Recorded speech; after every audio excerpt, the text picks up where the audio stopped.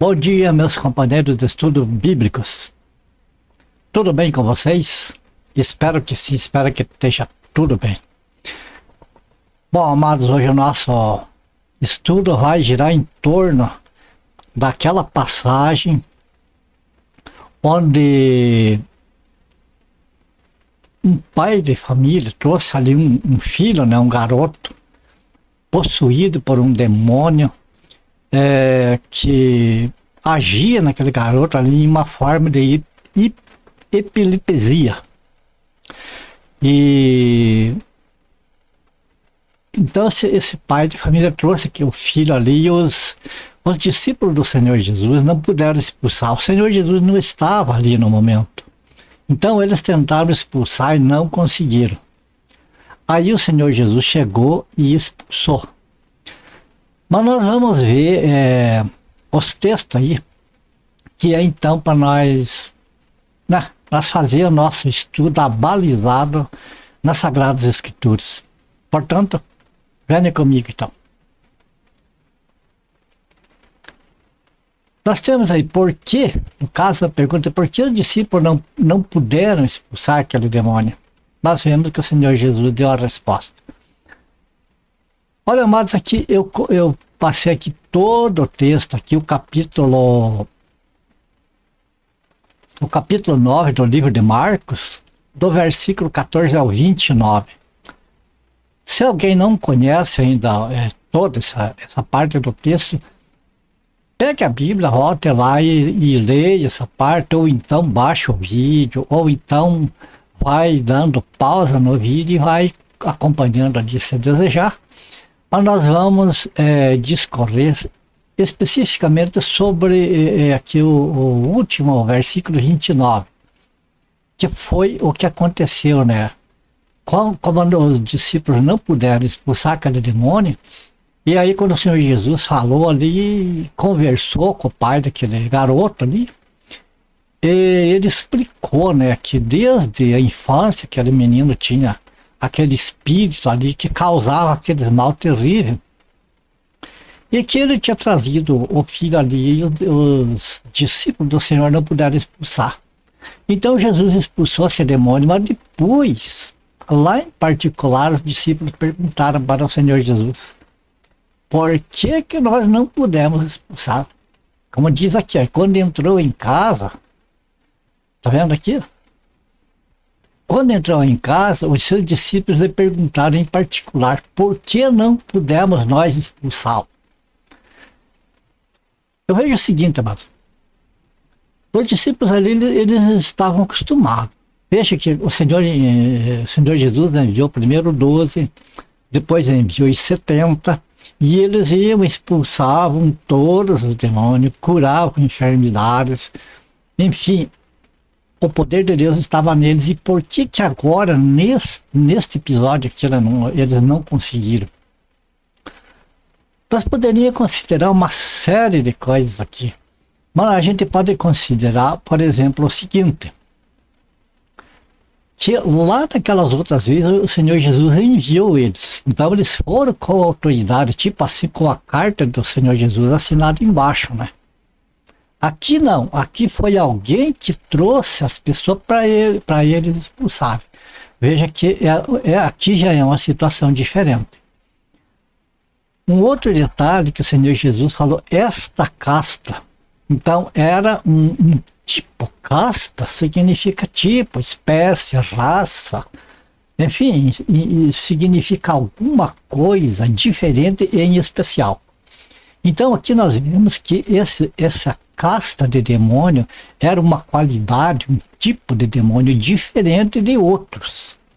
Tinha alguma coisa de especial nesses demônios. E o que era que nós podemos ver?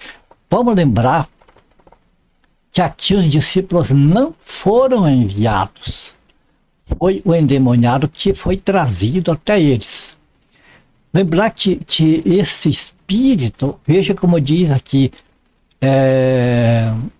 vendo Jesus que a multidão concorria, repreendeu. Jesus repreendeu o espírito imundo, dizendo-lhe: espírito mudo e surdo, eu te ordeno, sai desse jovem e nunca mais tornes a ele. Então você nota que aqui, essa casta, o que diz aqui, essa casta, significa que era uma espécie de demônio que era surdo e mudo. Você lendo o texto todo, você vai ver que ali no texto não fala nada que quando esse espírito apanhava aquele garoto lá, esse garoto falava alguma coisa, ele se expressava de alguma maneira. A única coisa que ele fazia era se contorcer, espumar, rilhar os dentes e caía onde estivesse, fosse no fogo, fosse na água, qualquer parte. Então, você vê, a gente tem de considerar essas coisas. O Senhor Jesus disse, o Senhor Jesus falou para aquele espírito que aquele espírito saiu. O que nos mostra aqui que a diferença entre Jesus e os discípulos. Aqui que os discípulos não tinham sido enviados, o que aconteceu? Não está escrito aqui, mas a gente compreende isso por inferência, que eles chegaram com toda aquela autoridade que eles achavam que eles tinham no momento e ordenaram que aquele espírito saísse. O espírito não saiu, não sei se zombou deles ou não, mas zombou já no caso de não sair, de não obedecer a ordem deles. E ali, amados, eu entendo assim que eles podiam dar gritos, berrar e que não ia adiantar, porque aqui fica muito claro que essa casta de espírito, essa qualidade de espírito surdo, como que ia ouvir a ordem para sair dos discípulos? O Senhor Jesus era diferente. Vamos lembrar isso, que daqui nós estamos falando do Senhor Jesus e dos discípulos. A diferença era muito grande. Os discípulos, sem serem enviados, nada podiam. Eles eram pessoa comum, como eu, como você, como qualquer um de nós.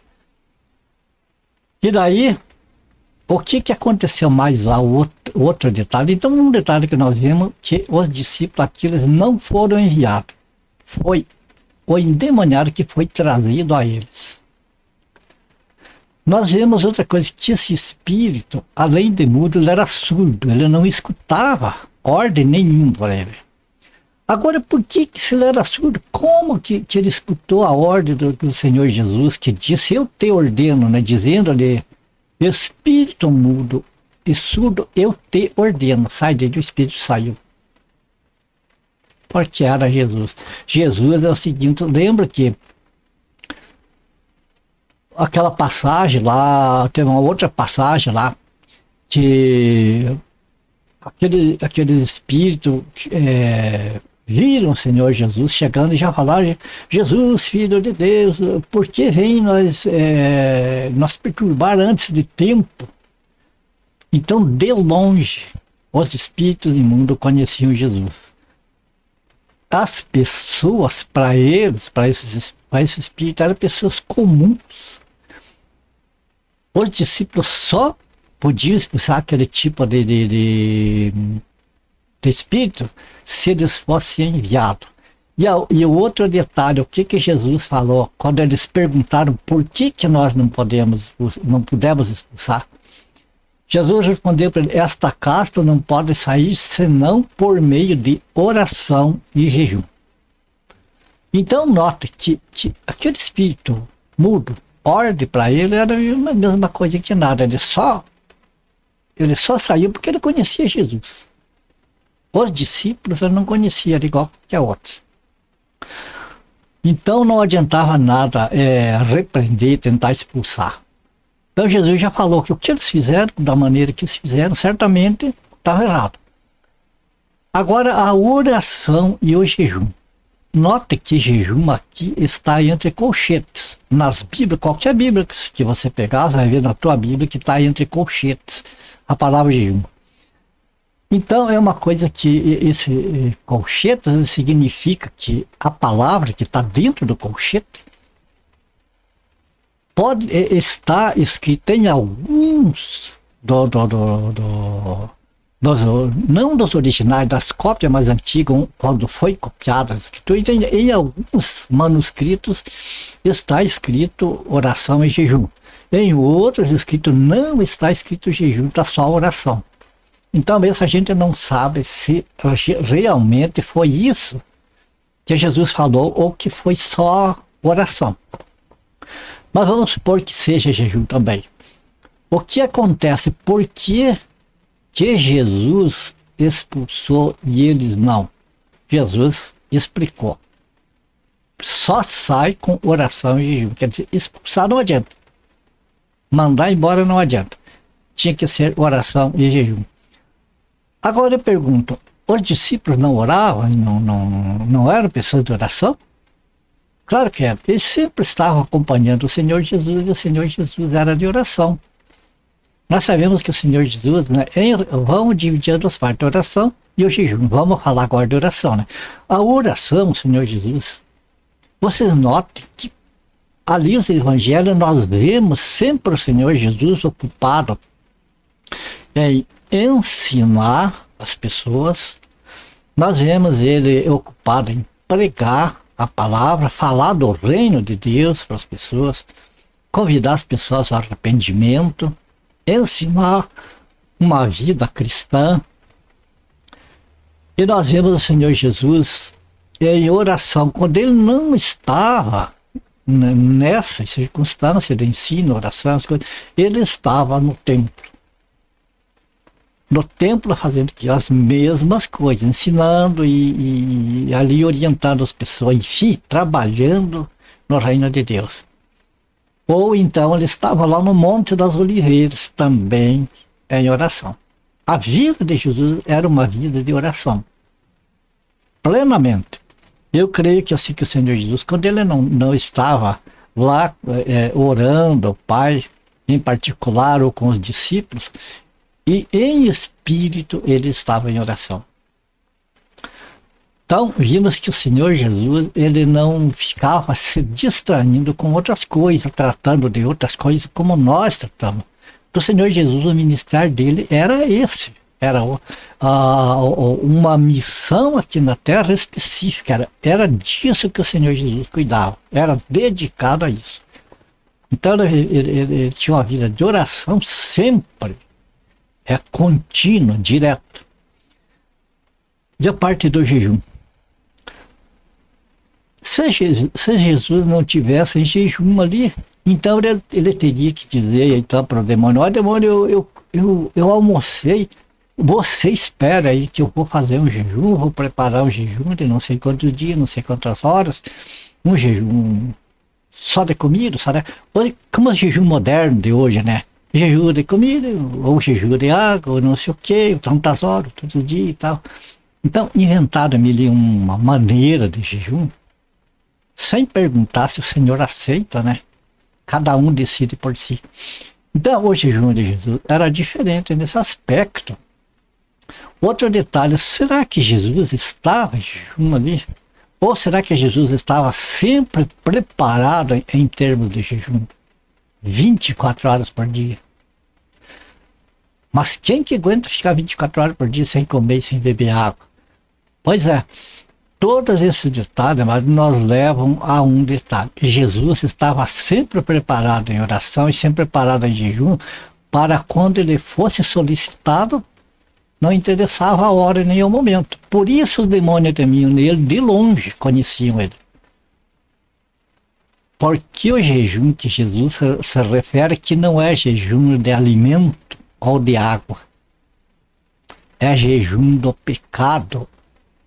É se abster do pecado, é se abster deste mundo, é se abster das coisas que não agradam a Deus e estar sempre em comunhão com Deus. Por quê? Porque quando a pessoa se abstém de tudo o que não agrada a Deus, a pessoa está sempre em comunhão com Deus. E eu tenho certeza que o jejum que o Senhor Jesus se referiu aqui era esse. Outro detalhe, Jesus ele era o Filho de Deus, ele não nasceu aqui de um pai humano, ele nasceu do próprio Deus. era filho do próprio Deus, era como homem, como ele estava ali como Deus, mas também como um homem que veio de Deus, diretamente. Então, o que acontecia? Aqui, amados, essa passagem aqui, claro, Jesus estava vivo, ele não tinha morrido ainda, então a igreja não existia. Esse detalhe que se passou lá para a nação de Israel. Como que acontecia ali no antigo pacto, onde o Senhor Jesus estava vivendo, porque ele veio cumprir a lei, né? Ele não veio depois da lei, desfrutar da lei como nós. Ele veio para passar os rigores da lei e sofrer o nosso sofrimento. Então, o que acontecia no antigo pacto? O Espírito Santo era dado a algumas pessoas, em particular, para os determinados fins, nas determinadas épocas, mas o povo não tinha em si o Espírito Santo.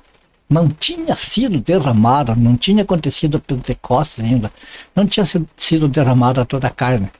Então, aqui que nós vemos também que o Senhor Jesus, ele estava 24 horas por dia, o Espírito Santo nele.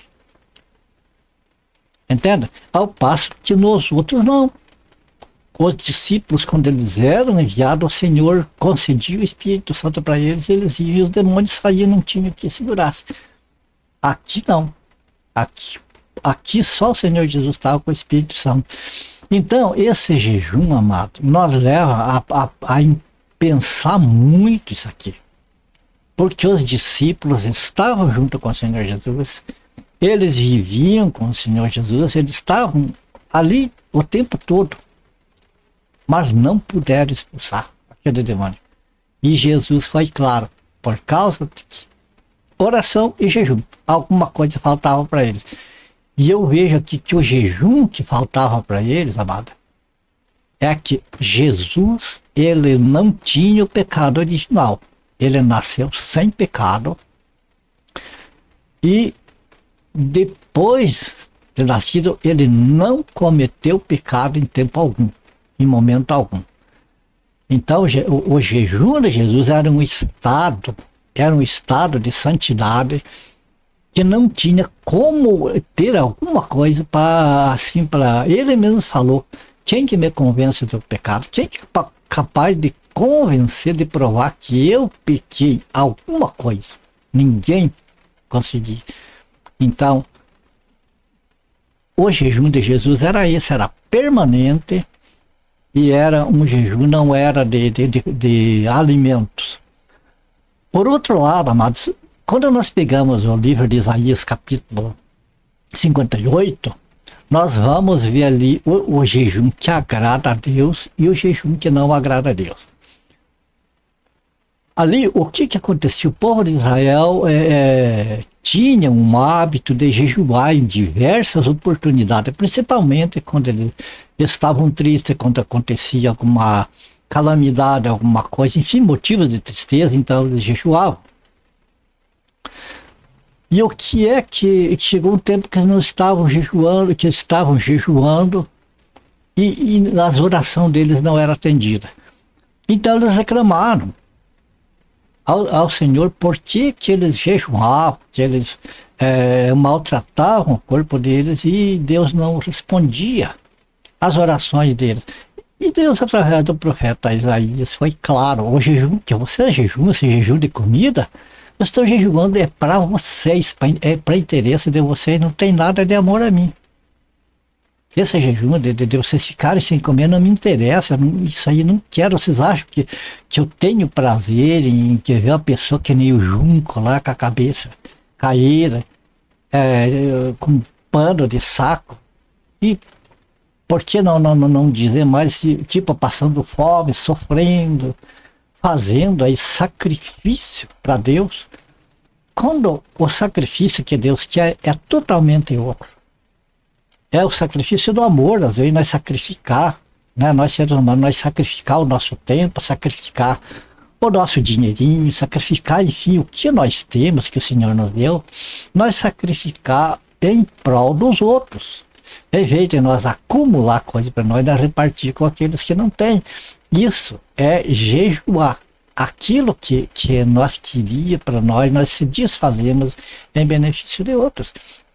Porque ali em Isaías 58 o Senhor falou, quando se tirar o estender do dedo, enfim, podemos resumir ali que o Senhor diz para ele, quando vocês largarem mão das injustiças, quando vocês fizerem a minha vontade, poderia o Senhor dizer assim, aí sim eu vou ouvir as orações de vocês. Você percebe? O jejum que Jesus jejuava e que os demônios batiam em retirada era esse. Era o seu jejum permanente deste mundo. Quer dizer, Jesus foi tentado igual nós. Você acha que Jesus não tinha vontade de determinadas coisas que nós temos? Saca de Deus. Arreta. Aqui não. Enquanto que nós, lá alguma coisinha, outra vez em quando nós resvalamos, não é verdade? E naquela hora que nós resvalamos, por mais que nós esteja lá caindo de fome lá, seco igual uma taquara, vai expulsar o demônio vai rir da cara da gente. Porque o jejum não é o jejum de comida, de bebida. É o jejum das coisas que desagradam a Deus, nós não se alimentar com elas. Não se alimentar com as coisas que desagradam a Deus. E nós sabemos isso, está nas escrituras, né? Então, era essa parte que eu queria passar para vocês aqui. E...